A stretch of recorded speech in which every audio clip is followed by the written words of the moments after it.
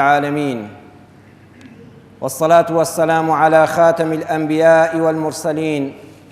سيدنا وحبيبنا محمد وعلى آله وأصحابه أجمعين. ئیمانداران و خواناسانی بەڕێز، ئینسان ئەگەر مسلمان بێ یان خوا نەکردە غەیرە مسلمانیش بێ، لە ژیانی دنیادا مرۆڤ بە کائینێکی کۆمەڵایەتی ناودەبرێت لە زانستی کۆمەڵناسیدا. واتە ئینسانان ناتوانێت بە تەنها بژی، پێویستی بە تێکەڵاوبوونە لەگەڵ کەسانی دەوروبەریدا، و ئەو تێکەڵاوبوونەش سوودی زۆری هەیە، چونکە ئینسان بە گۆشەگیری تۆ تووشی زۆر نەخۆشی دەرونی دەبێت. بۆیە خوای پەروەردگار پێویستی کردووە لەسەر مسلمانان ڕۆژانە تۆ 5 جار ماڵی خۆت بەجێبێڵی و تێکەڵاو بە خەڵکی بی لە نوێژە جەماعەتەکاندا، و پاشان فەرمانی کردووە هەفتەی جارێک ئەبێ بە فەرزی عین، ئەگەر عوزری شەرعی نەبێ وەکو نەخۆشی و سەفەر، بەشداری بکەی لە نوێژی جومعەدا بۆ ئەوەی خەڵکی ببینی و خەڵک بتبینێ، دڵ و دەروونت بکرێتەوە. ئەگەر غەمێکت هەیە لەسەرت لاچێ. جا لە ئەنجامی ئەم تێکەڵاویەدا کاتێک کە تۆ خەڵکی دەبینی و خەڵکی دەتبینێ، ئەبێ ئاگاداری یەک شت بی کە ئەویش بەڵایەکی گەورەیە، ئاگادار بی زمانت لە ئاستی ئەو خەڵکەدا کە تێکەڵاویان دەبی پارێزی. چونکە زمان یەکێکە لە شاخەڵاتەکانی خوای پەروەردگار کە هەرچی خێر و خۆشیە ئینسان تووشی دەوێت بەهۆی زمانەوەیە. گەورەترین شتێک کە ئیمان و ئیسلامەتیە تۆ بە زمان شایەتمان دێنی. ئەگەر کەسێک لە دڵەوە بڕوای بەخوا بە پێغەمبەری خوا هەبێ صلی الله عليه وسلم، بەڵام بە زمان دەری نەبڕێ، ناچێتە قاڵبی ئیمانداران و خواناسانەوە. بە زمان مسلمان دەبی، بە زمان عەقدی نیکاح دەکرێ و تۆ دەبی بە خاوەنی هاوسەری حەڵاڵی خۆت. بە زمان زیکری خوا دەکرێ و قورئان دەخوێندرێ و سڵاوەت لێ دەدرێ. بەڵام بە پێچەوانەشەوە هەر بەهۆی ئەو زبانەوەی ئینسان کوفرێک دەکا و کافر دەبێ، هەر بەهۆی ئەو زبانەوەیە پەنا بەخوا ئینسان ژنەکەی تەلاق دەدا، هەر بە لەفزی تەلاق، هەر بەهۆی ئەو زبانەوەیە فیتنەیەک بەرپا دەبێ و چەند کەس تیا دەکوژرێ، هەر لە ئەنجامی یەک قسەدا. بۆیە زۆر زەرورە ئینسان هەمیشە ئاگاداری زبانی بێ و وشەکانی سەر زبانی شیرین بن، چونکە خوای پەروەردگار کاتێک کە هەستەکانی لە زباندا دروست کردووە، زبان جگە لەوەی تامی خواردن دەکا، خواردنیش پاڵ پێوە دەنێ بۆ ناو قوڕک. ئەگەر زمان ئەو دەورەی نەبوویایە، تۆ دەبوو پاروەکان هەموو جارە بە پەنجەبی خەیتە قوڕکتەوە. ئەوە زبانە پاڵی پێوە دەنێ جار بۆ جار. و پاشانیش توانای قسەکردن و تەعبیری ناوناخی ئینسان ئەوەی لە دەروونتایە زبان دەری دەبڕێ. بۆیە خوای پەروەردگار نیشانمان دەدا، دەفەرمێ ئەی ئینسان سەیر بکە ئەو بەشە هەستەوەرانەی کە تامەکان دەکا لەسەری زبان تا بەشی پێشەوەی زبانت تامی شیرینی دەکا. چونکە ئەو شتانەی کە تۆ دەیخۆی لە 170 بۆ 80 بە زۆری تامی شیرینی و خۆشی تێدایە. بۆ ئەوەی هەر یەکەم جار هاتە دەمتەوە لەزەتی لێوەرگری و تامی شیرینیەکەی بکەیت، سەری زبان بەشی شیرینی وەردەگرێ، تەواو تا دەچێتە دواوە تۆ تەواو تامی شیرینیەکەت کردووە. ئەگەر بەشی شیرینی چەشتن لە دواوەی زمان بوویایە، تۆ شتێکی شیرینت دەخوارد، وەختێ تامت دەکرد یەکسەر قوتت دابوو. ئەها خوا چەند کار بەجێیە، سەیری دروستکراوەکانی بکە. بەشەکانی ترشی و سوێری لە ملاولای زماندان، لە بەشی ناوەڕاستان، چونکە ئەوان کەمتر دەخورێن. ئەو بەشەی کە هەستی تاڵی وەرگرتنە و تۆ کە شتێکی تاڵ دەخۆی لەکوێدا هەستی پێ دەکەی؟ لە کۆتایی بەشی زماندایە. ئەها جاری وایە ترۆزیەکی تاڵت خواردووە، خەیارێکی تاڵت خواردووە، خەریکە قوتی ئەدەی ئەمجا هەست پێ دەکەی کەوا تاڵە، لە بەشی دواوەی زباندایە. ئەگەر کەسێکی شخوا نەکردە ڕەخنە بگرێ، بڵێ جاخۆ زۆربەی مادە زەهریەکان و شتە خراپەکان تاڵن، بۆ خوا لە دواوە دروستی کردووە، ڕەخنە لە کاری ڕەب العالەمین ناگیرێ. زاناکانی بواری پزیشکی دەڵێن ئەو مادە هەستەوەریانەی لە بەشی تاڵی وەرگرتنی زباندان لە بەشی دواوە 10,000 هێندەی بەشی وەرگرتنی شیرینی بەهێزن. یعنی ئەوەندە هەستەوەرن کە حەز بە تاڵیەکە دەکەی ناتوانانی قوتی دەی، خێرا دەیت فێوە بۆ ئەوەی زیانت لێ نەدا. خوای گەورە ئەم تەعویزەی ئاوا کردوێتەوە. جا لێرەوە خوای پەروەردگار نیشانمان دەدا ئەی ئینسان، با ئەو قسانەی زۆر بە زمانت دادێن شیرین بن، با ئەو قسانەی کە تاڵن بیان خەدواوە هەوڵ دە بیان تپەوە و ڕوبەڕووی خەڵکیان مەکە و تامیان مەکە. بۆیە زبان ئاگادارکردنی سەلامەتی ئیمانەکەمانی پێوەیە. خوا نەکردە بەڕەڵاکردنی ئەو زبانەش بەبێ سانسۆر و سنوور ئینسان دین و ئیمانەکەی دەکەوێتە مەترسیەوە. بۆیە لەم وتارەدا لە خزمەت جەنابتاندا و موسڵمانان و بینەران و بیسەراندا باسی یەکێک لەو شتانە دەکەین کە زۆر بەمان گرفتارین پێوەی، ئەویش باسی پاژملەکردنە، باسی غەیبەتکردنە کە بۆتە شەوچەرەی هەموو مەجلیسەکانمان، بۆتە میوەیەک لە حەد 4 کەس بەیەکەوە دانیشی زۆر وریانەبی چونکە تێکەڵاو بە خەڵکی دەبین یەکسەر باسی ئەم ئەو دێتە پێشەوە. حەد تاقیب بکەوە 4 کەس 5 کەس لە مەجلیسێکا دەچی سەردانی دەکەی، ئەچی بۆ لای نەخۆشێک، ئەچی بۆ تەعزیەیەک، لە ناو سەیارەدای زۆر وریای خۆت نەبی و مراقەبەی خوا بەسەرتەوە نەبینی، یەکسەر باسی کەسێک دەکەی لە نزیکان و دوورانت، لە دۆستان و خزمانت، لە هاوپیشەکانت، لە ڕەفیقەکانت، لە ناسیاوانت، جاری وایە ناشی ناسی. جا غەیبەت بەڕاستی دەردێکی کوشندەیە.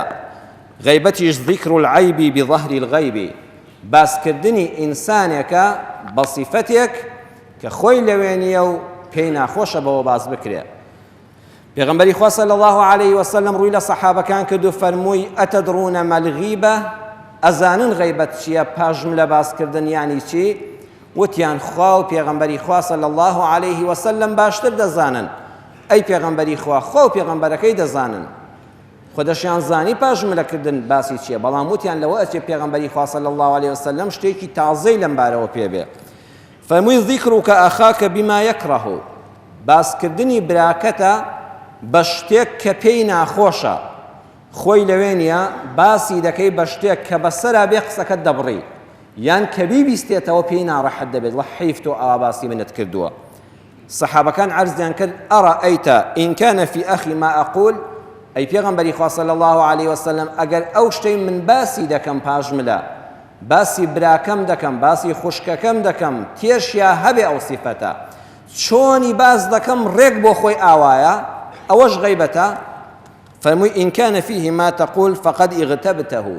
ئەگەر ئەوەی باسی دەکەی تێیدا بێ ڕێک وەکو خۆی بێ زیاد و کەم باسیکەی، ئەوەیە غەیبەتت کردووە. وئین لەم یەکن فیه فەقەد بەهەتەه، خۆ ئەگەر تیانە بێ تۆ خۆت بۆی زیادکەی و بۆی هەڵبەستی، ئەوە بوختانت بۆ کردووە، ئەوە گوناهەکە گەورەتریش دەبێت. ئەم فەرمودەیە لە صحیحی موسلیمە هاتووە. بۆیە ئینسان لە کاتی باسکردنی بەرامبەردا تووشی سێ حاڵەت دەبێت. ئەگەر ئەو کەسەی باسی دەکەی ڕێک وەکو خۆی باسیکەی، پاژملە باسی بکەی بەڵام یەک سیفاتت زیاد و کەم نەکردبێ، ئەوە غەیبەتە. ئەگەر بۆی دروستکەی ئەو سیفەتەی تێدا نەبێ، تۆ خۆت بێنی لە ڕق و قینە بۆی داتاشی بڵێ فڵان کەس وا بوو وا بوو نێتی ئاوا بوو ئاوای کرد، ئەوە پەنا بەخوا بوختانت بۆ کردووە. حاڵەتی سێم تۆ بۆ خۆت هیچت بۆ دانەتاشیەوە بۆ فڵان کەس، هیچ ڕقێکت لێی نەبووە، هیچ بوختانێکیشت پێ نەکردووە، بەڵام دەڵێی فڵان کەس وا دەڵێن، ئەڵێن فڵان کەس وایە، ئەها تۆ قسەی خەڵک دەژێڕیەوە، تۆ هیچ بوختانت بە فڵان کەس نەکردووە، بەس قسەی خەڵک دەژێڕیتەوە، ئەوە پێی دەڵێن ئیفک، ئەها دەبێ ئەم شتانە لێک جاکەینەوە. کابراڵە وڵات لە فەیسبووک ئاوا نووسراوە فڵان کەس وا بوو، تۆ بۆ خۆت هیچت بۆ هەڵنەبەستووە، بەڵام قسەی فەیسبووکی خەڵک دەژێڕیتەوە، یەکسەر دەچێ قاڵبی گوناهە گەورەکەوە کە خوا لە قورئانە زەممی ئیفکی کردووە. غەیبەتمان هەیە کە تایەتی وەکو خۆی باسی دەکەی،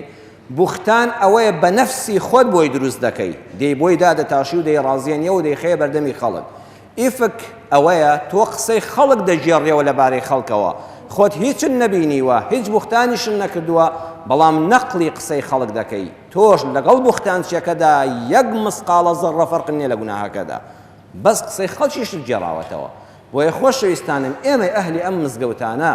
ئەو خەڵکانی کە الحەمدولله هەمومان ئەهلی نوێژ و ڕۆژووین، کە الحەمدولله ئێستا خەڵکمان دەڕوا بۆ حەج، عومرە دەکا، سەدەقات و خێر و خێرات دەکا. والله الحەمدولله ئێمە میلەتێکی زۆر باشین لە ڕووی ئەخلاقیاتەوە، میلەتی کورد لە زۆربەی میلەتانی دنیا بە ئەخلاق و ڕەوشترە. داوێن پیس و بێڕەوشتمان سوپاس بۆ خوا دەڵێم هەر نییە یان حەد کەمترینە، بەڵام زۆربەی هەرە زۆرمان لە مەلاوە تا حاجی و سەید و شێخ و فەلاح و حەماڵ لە ئەمەیە بەشداری، یان غەیبەتی خەڵک دەکەین، یان بوختان بۆ یەک دەکەین، یان بوختانی خەڵک دەژێڕینەوە دەبین بە هاوبەشی بوختانچیەکە. ئالەمەدا وەڵڵاهی باوەڕ ناکەم کەسمان پەنا بەخوا ڕزگار بین. بۆیە ئەم وتارانە بە ئاگاهێنەرەوەیە، بۆیە بە ئاگامان دێنێتەوە و وعد و پەیمانێک بدەین بڵێ خوایە تەوبە بێ لەو گوناهانەی ڕابردوو کردومە، خوایە وعد بدەم لە ئێستاوە زمانم پارێزم. جا جۆرەکانی غەیبەت خۆشەویستان بەم شێوەیەن. غەیبەتێک هەیە باسی کەسێک دەکەی کە خوا هەیئەت و خەڵقەتێکی وا دروست کردو خۆ بەدەسەڵاتی خۆی نییە. باسی فڵان کەس دەکەی بۆ نمونە ئافرەتێک باسی ئافرەتێکی بۆ لا دەکرێت ئەو کورتە باڵایە، ئەوە یەکسەر غەیبەتە. خۆ ڕاستە کورتە باڵایە، بەڵام تۆ مادام باسی ئەو سیفەتت کرد یەکسەر بوو بە غەیبەت. هەروەکو لە حەدیسەکەدا کە پێغەمبەری خوا صلی الله علیه وسلم ڕۆژێک لەگەڵ خاتو عایشەدا دانیشت بوو، خێزانی بەڕێزی،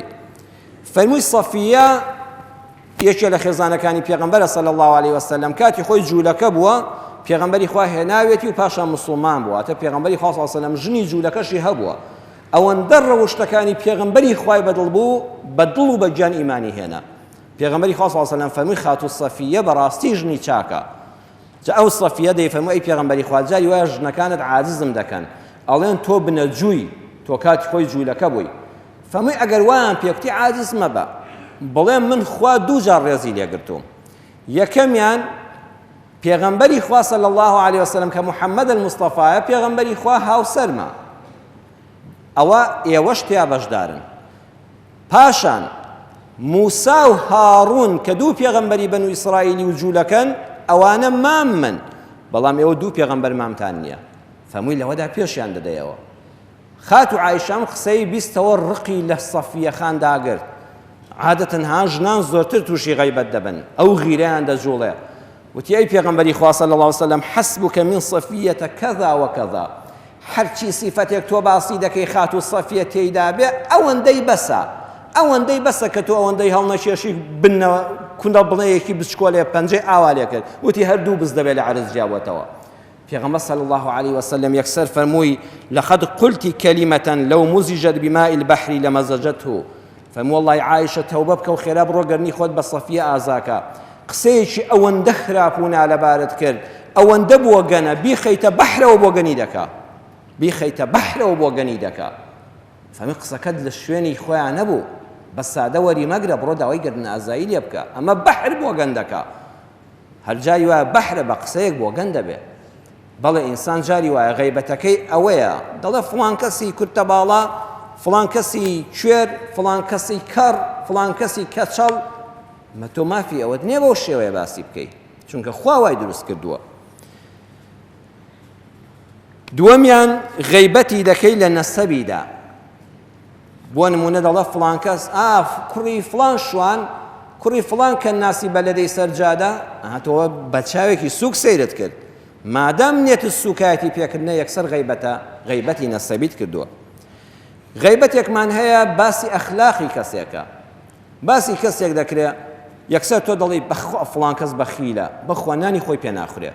بەخوا فڵان کەس ڕەزیلە ماڵ و منداڵەکەی خۆشی تێر ناکە، بەخوا فڵان کەس ترسنۆکە، بەخوا فڵان کەس تووڕە و تۆسنە. سوبحان الله خۆڕێک کابرا وایە، بەڵام شەرع ڕێگەی بە تۆ نەداوە باسی ئەم سیفەتەی بکەی، یەکسەر بۆ تۆ دەبێ بە غەیبەت. ئەوە چونکە باسی ئەخلاقێکت کردووە کە ئەو لەسەری ڕاهاتووە. غەیبەتێکمان هەیە باسی ئەمری دنیایی خەڵکە. بۆ نمونە بە کەسێک بڵێ بەخوا فڵان کەس دایمە خەواڵووە، فڵان کەس ڕەفیقمە لە دایرە دایمە خەویرێ، هەر دایمە باوێشگەدا، فڵان کەس زۆر خۆرە، کورەخوا هەر تێر ناخوارد لە ناخواردنە، فڵان کەس چڵکنە، پاک و خاوێن نییە، فڵان کەس قەت جلوبەرگەکەی ڕێک و پێک و وت و کراو نییە، فڵان کەس ژنەکەی خراپە، فڵان کەس منداڵەکانی زۆر هار و هاژن، ئەو شەوە میوانیان بۆم هەر مناڵەکانی ناڵنی استراحەت بکەیت. ئەمە کاروباری تایبەتی ژیانی خەڵکێکە، یەکسەر بۆ تۆ بە غەیبەت حسابە. هەروەکو لە حەدیسەکەدا هاتووە کە پێغەمبەری خوا صلی الله علیه وسلم دانیشت بوو باسی کابرایەک کرا، وتیان لا یەکول حەتا یطعم، ئەوەندە دەست و پێسپیە نانی خۆی پێ ناخورێت کە نانەکە حازر دەکرێت پارۆکەی بۆ بکەیت، ئەوەندە دەست و پێسپی و بێتە سەڵاتە نانی خۆی پێ ناخورێت، ئەوێ پارۆکەشی بەدەمەوەکەی. ولا يرحل حتى يرحل عنه، ناتوانە سواری وڵاخەکەی بێت تا حشتەکەی بۆ یەک نەدەی، یعنی بە ئیعتیباری ئەمڕۆ تا دەرگای سیارەکەی بۆ نەکەی و نازانە قاپی سیارەش کاتەوە، ئەوەندە بێتە سەڵاتە. پێغەمبەر صلی الله علیه وسلم فەرمووی اغتبتموه، واز بێنن بڕۆن گەرنی خۆتانی پێ ئازاکەن، حەیف غەیبەتی فڵان کەستان کرد.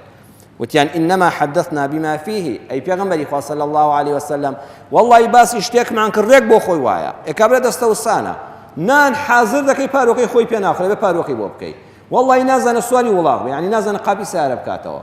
فرموي حسبك إذا ذكرت أخاك بما فيه دي غيبت هر أويا باسي براكت كي بشتيك كتيا موجودة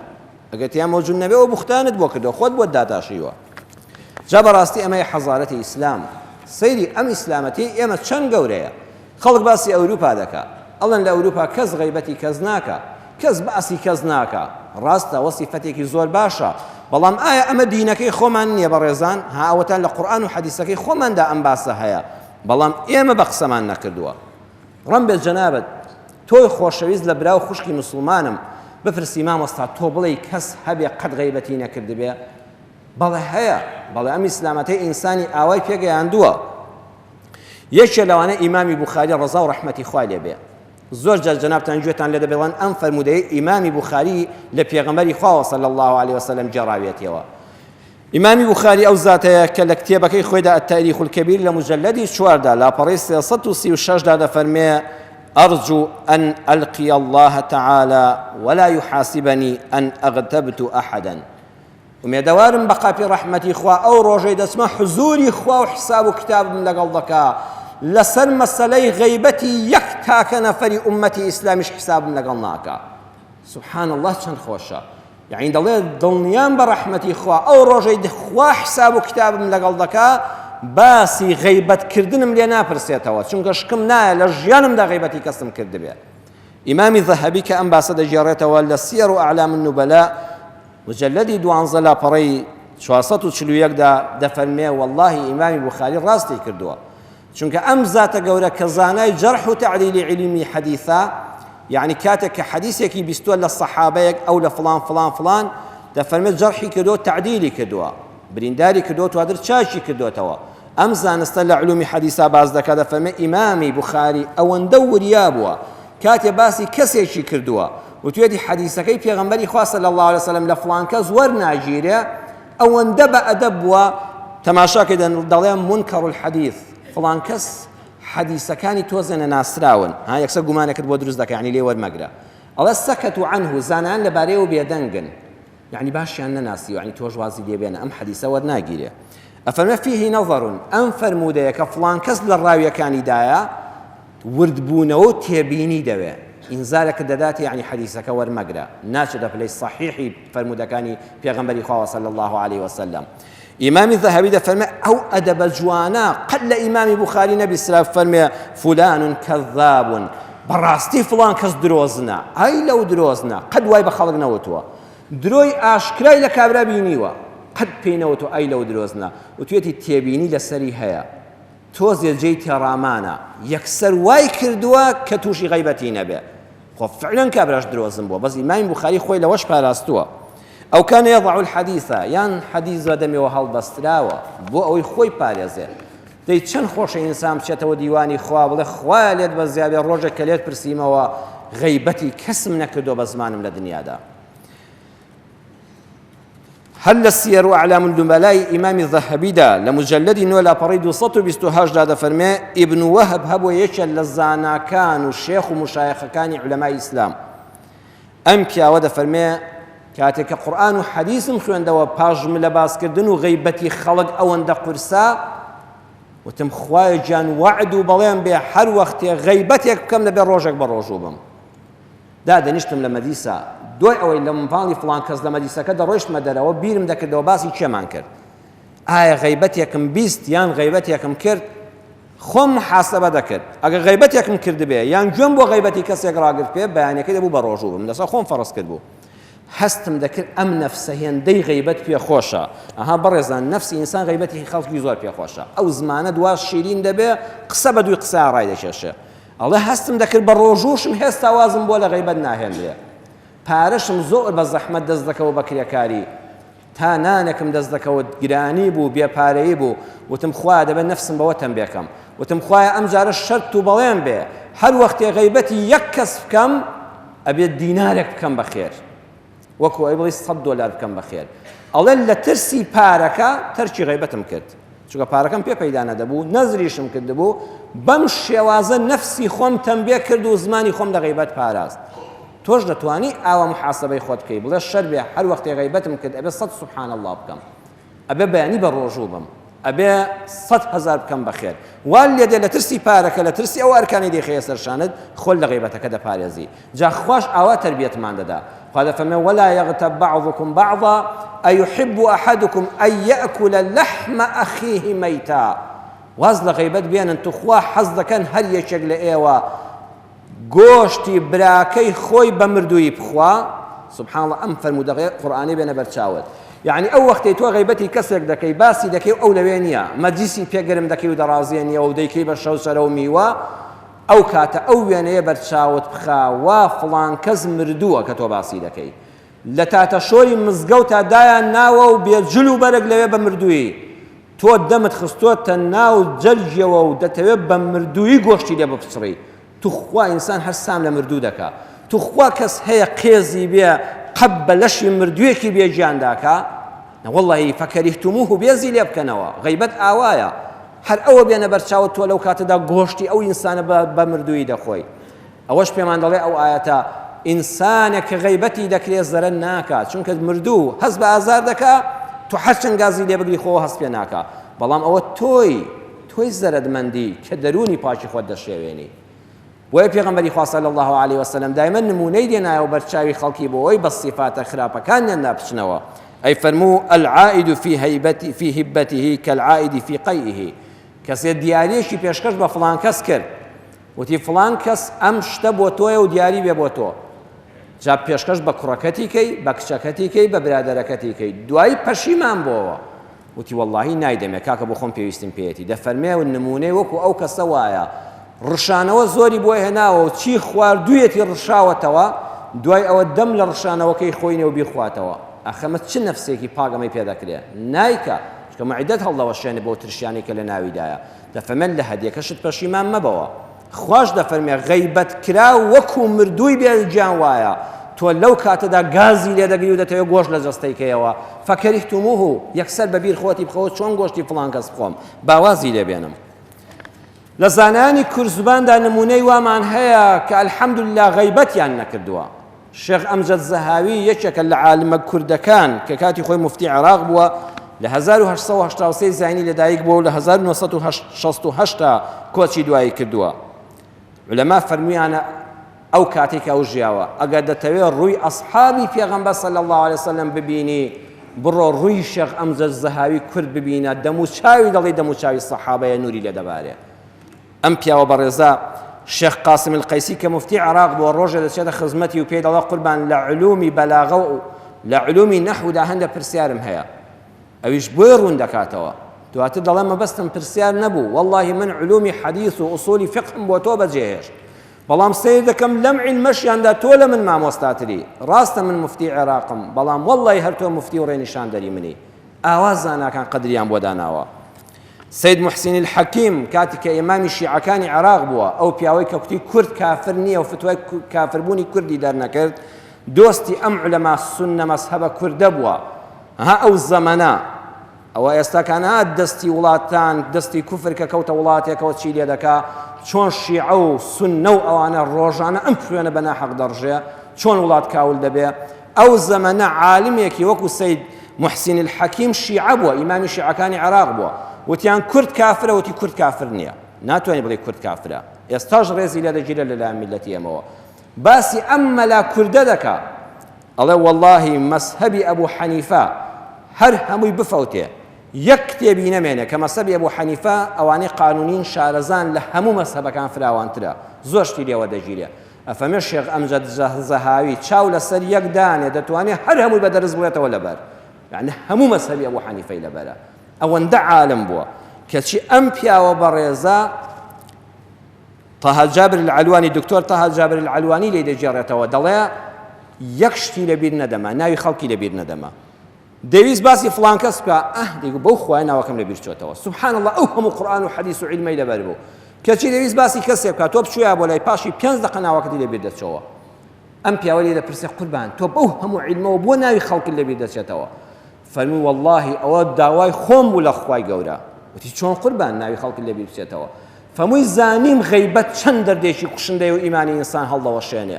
ڕۆژێ دەست نوێژم هەڵگرت و دوورکان نوێژم کرد و لە خوای خۆم پاڕامەوە وتم خوایە هەر کەسێ هات بۆ لام و نەوەک عیب و کەم و کوڕێکی هەبێ و تیا ببینم خوایە دەست بەجێ ناوەکەیم لەبیر بچێتەوە نەوەک دوای غەیبەتی بکەم سوبحان الله ناوی کەسم لەبیر نامێنێ هەر کابرا لەلام بێت ڕۆیشتە دەرەوە نازانم ناوی چ بوو تا بتوانم باسی بکەم ئەو هەموو عیلمم پێ ئەوە خەڵکم لەبیر دەچێتەوە ها خەڵک ئاوا بووە ئەم عولەمانە بەم زمان پاشێ پێگەیشتون نانتوانیوە غەیبەتێکی خەڵک بکەن زانیویانە چ بەڵایەکی گەورەیە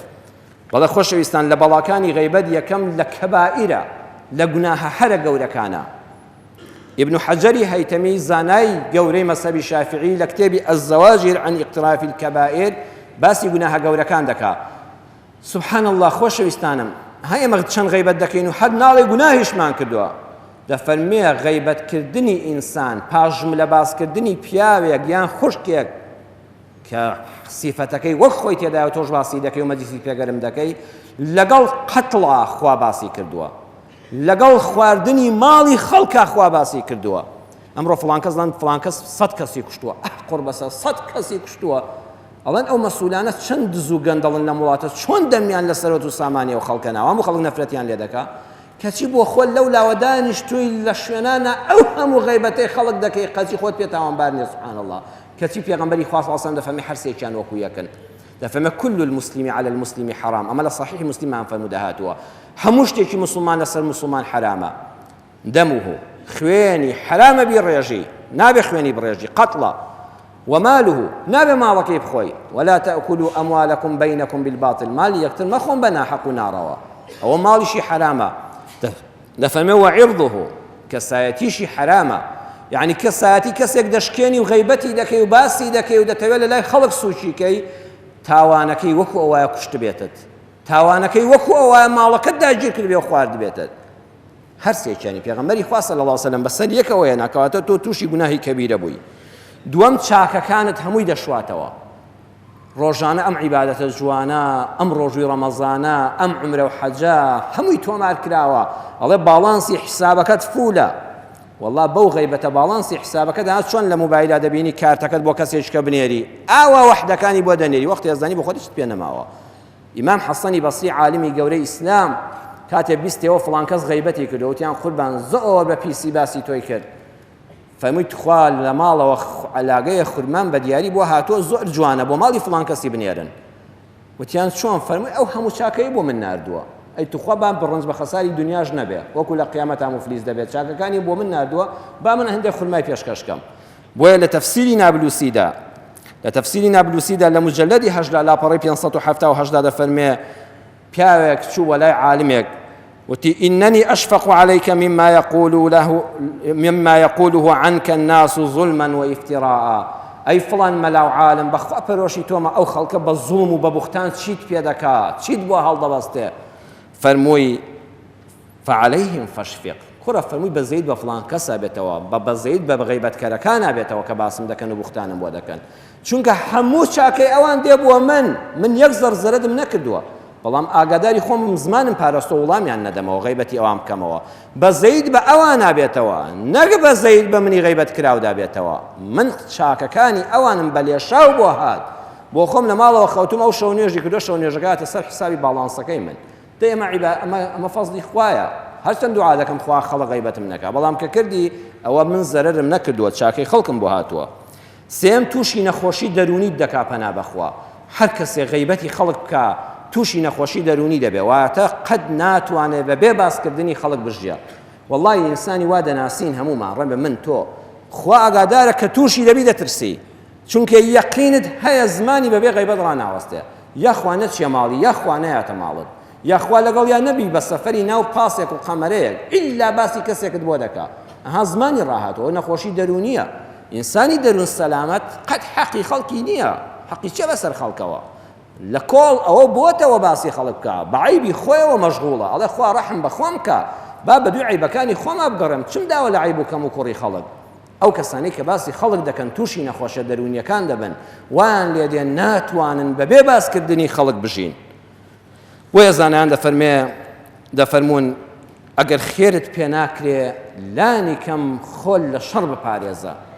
خێرت بۆ خەڵک پێ ناکرێت لەو سەرجادە شەڕ بە خەڵک مەفرۆشە خوا ئەوەش بۆ تۆ بەخێر حساب دەکات ئەگەر ڕۆژووی سنەتت پێ ناژیرێ زمانت لە غەیبەت پارێزە خوا ئەجری ئەو کەسانت بۆ دەنووسێ بەم گەرمایە بە ڕۆژوون خوامەت پێ دەکرێت خۆمایان کارێکی ئاسانە لە کۆتایی ئەم بەشەی وتارەکەماندا چونکە باسی غەیبەت دوور و درێژە ڕەمبەر جەنابەت ئێستا چەندین پرسیارت لە مێشکا دروست بوو بێ بۆ خەڵک غەیبەت دەکا لە چ شوێنەکە دروستە تۆ یعنی قەت نابێ باسی کەسێک بکەی ئەی چەند مەجالێک هەیە بەڵێ شەرعەوەشی باس کردووە ئەوانەی ئینشاءڵڵە بۆ وتاری جومعەی داهاتوو بە ئیزنی خوای پەروەردگار ئەگەر خوا تەوفیقمان بدا و لەسەر مینبەر بین و لەشمان ساغ بێ و بتوانین قسە بکەین ئەوەش بۆ جەنابتان بە ئیزنی خوا ڕوون دەکەینەوە کۆتایی وتارەکەم بە فەرمودەیەکی پێغەمبەری خوا دێنم صلی الله عليه وسلم کە دەفەرمێ أربعة يؤذون أهل النار على ما بهم من الأذى چوار کەس هەن پەنا بە خوای پەروەردگار بەم سیفەتانە دەچنە جەهەنەم کە دەچنە جەهەنەم عەزابەکان ئەوەندە بە شیددەتە جەهەنەمیەکان بەهۆی ئەوانەوە ئازار دەچێژن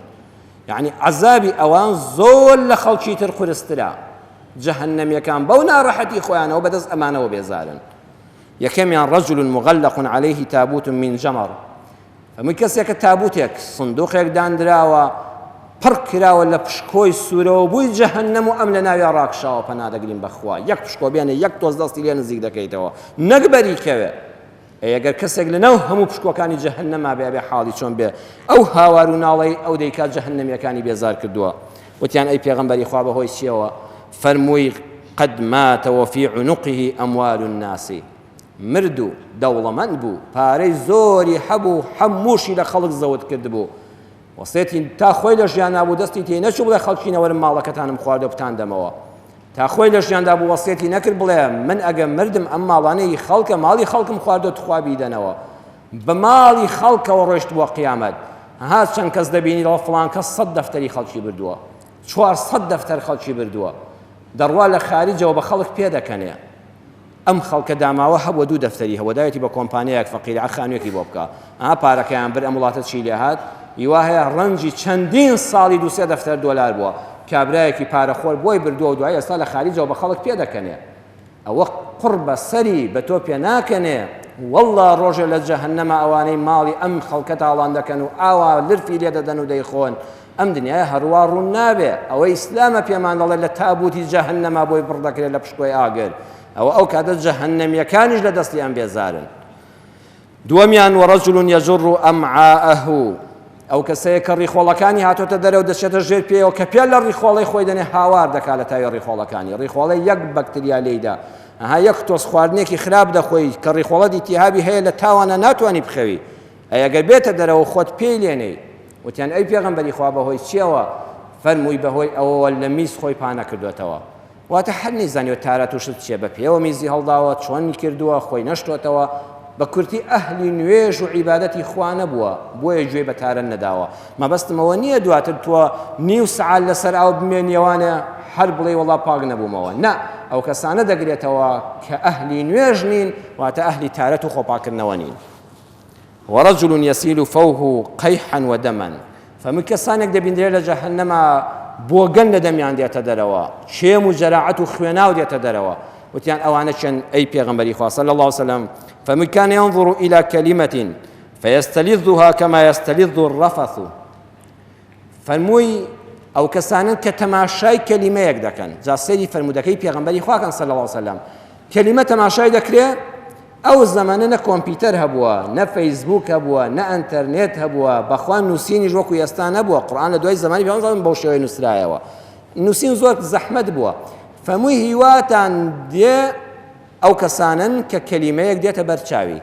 تەماشای کەلیمەکە دەکا ها تەماشای دەکات لە فەیسبوکە شتێک بڵاو کراوەتەوە ئەمیش تەماشای دەکا یەکسەر کۆمنتێکی لەسەر دەکا و بە هەموو دنیادا بڵاوی دەکاتەوە بەستم شتی خراپە ئەڵەن فڵان کەس ئاوای لێ بەسەر هاتووە فڵان کەس ئەو گوناهی کردووە یەکسەر ئەمیش چۆن دەفەمێ قالۆچە ڕیخ کۆ دەکاتەوە و خێرا تامی لێ دەکا ئاوا ئەم وشەیە دەقۆزێتەوە بەعالەما بڵاوی دەکاتەوە تەماشای دەکا و لەزەتی لێ وەردەگرێت لە بڵاوکردنەوەی بە هەموو دنیا ڕادەگەیەنێ باسی زەمی خەڵکە باسی ناموسی خەڵکە باسی کەرامەتی خەڵکە باسی کەسایەتی خەڵکە والله ئەوانە لە ڕۆژی قیامەتە چێم و جەراعەت و بۆگەنی خوێناو لە دەمیان دێتە دەرەوە جەهەنەمیەکان بێزار دەکەن ورجل يأكل لحمه پیغمبری خاص صلی الله علیه و سلم فرمی لوانی لە جەهەنەما ئینسان بێزار دەبێ پێیان ئەو کەسانن کە گۆشتی لەشی خۆیان دەخۆن ئینسانەکە هاوار دەکات دەڵێن ناچارم دەبێت قەپێک لە دەستم بگرم لە ڕانم بگرم لەشی خۆم بگرم گۆشتی لەشی خۆم بەرینۆک لێ بکەمەوە وتیان ئەوانە چێنەی پێغەمبەری خوا صلی الله عليه وسلم فەرمووی کان یەأکل لحوم الناس بالغیبة ويمشي بالنميمة ئەوانن غیبەتی خەڵک دەکەن ئەوانن زمانیان لە ئاستی خەڵکان ناپارێزن ئەوانن کەوا لە هەر شوێنێکە دانیشتن ئیلا باسی کەسێک دەکەن فڵان کەس وا بوو حتا عەرزم کردی بۆ نمونە ماڵێک منداڵەکانی خراپن مافی ئەوە نییە بڵێ منداڵەکانی خراپن ژنەکەی لەگەڵی خراپە بڵێ بەخوا فڵان کەس ژنەکە لەگەڵ مێردەکەیان خراپە یان ژنێک بڵێ بەخوا فڵان کەس بۆ ژنەکەی خراپە ئەم ئیشە ئیشی تۆ نییە ئیشی تۆی ئەوەیە دوو شتە ئەگە دەزانی نەسیحەتەکانت ئامۆژگاریەکانت سوودی هەیە و گوێت لە ڕادەگرێ لەبەر خوا بەبێ دەنگی بچۆ بەبێ کەس ئاگای لێبێ نەسیحەتێکی خێری بکە بڵێ فڵان کەس وەڵڵی تۆ ئەم عیبەت هەیە لەبەر خوا خۆشم لەوی تو خوا ئاگال لە خۆت بێ تو خوا حەیفە تۆ لا ڕێبی لەبەر خوا ئامۆژگاری بکە دووەمیان ئەگە زانیت نەسیحەتەکانت سوودی پێ ناگەیەنێ یان گوێت لێ ناگرێ لە پاژملەدا دوعای بۆ کە بڵێ یا ڕەبی خوا هیدایەتی بدەی فڵان کەس لەم ڕەفتارە ناشرینە ڕزگاری بێ ئەمە باسێکی کورتی غیبەت بوو خۆشەویستان بە ئومێدی ئەوم خوا یارمەتیماندا زمانمان پارێزین لە ئاستی یەکتردا هەروەکو خوا ڕەحمی پێکردوین الحەمدوللا خوێنی خەڵکمان نەڕشتووە خوا ڕەحمی پێکردوین ماڵی خەڵکن نەخواردەوە بە کەسابەتی حەڵاڵی خۆت دەژی تو خوا وریای ئەمەشیان بە زمانت لە ئاستی کەسایەتی کەسا بەکارمەهێنە و هەستی کەس بریندار مەکە و چاکەکانت بۆ خەڵک مەنێرە بە ئومێدی خوا لە بەشی دومی ئەم وتارەدا وەکو عەرزم کردن ئینشاء الله زیاتر ئەم بابەتە ڕوون دەکەینەوە داواکارم لێت خوای پەروەردگار یا ڕەبی خوا ڕەحممان پێ بکەی یا ڕەبی خوای ڕەحممان پێ بکەی خوای ئەو کەسانی چاکن چاکتریان کەی ئەو کەسانەی لار و لەوێر و خراپەکارن یا هادی هیدایەتیان بدەی ئەولادەکانمان ساڵح کەی خێزانەکانمان ڕێک و پێک کەی لە ئاژاوی خێزانی بە دوورمان کەی ئەو خێزانانی ناکۆکن خوای ئیسلاحی حاڵیان بکەی ئەو کەسانی دڵ بەخەمن خوای گیان دڵخۆشیان کەی ئەو کەسانی نەخۆشی دەرونیان هەیە خوای ڕەحم بەدڵ و دەرونیان بکەی یا ڕەحمە الراحمین یا شافی یا الله هەموو ئەو کەسانی نەخۆشن داوای دوعای خێریان لەم ئەهلی مزگەوتە و مزگەوتەکان کردووە یا ڕەبی خوایە بە ئیمانی ئەماندارێکی بە حەق شیفای نەخۆشەکانیان بنێری یا ڕەبی خوایە شیفای نەخۆشی هەموو لایەکمان بنێری ڕەحم بە حاڵمان پێی عاقبەتمان خێرکەی خوایە دەرگای ڕزق و ڕۆزی حەڵاڵ لە هەموومان و لە وڵاتە بکەیتەوە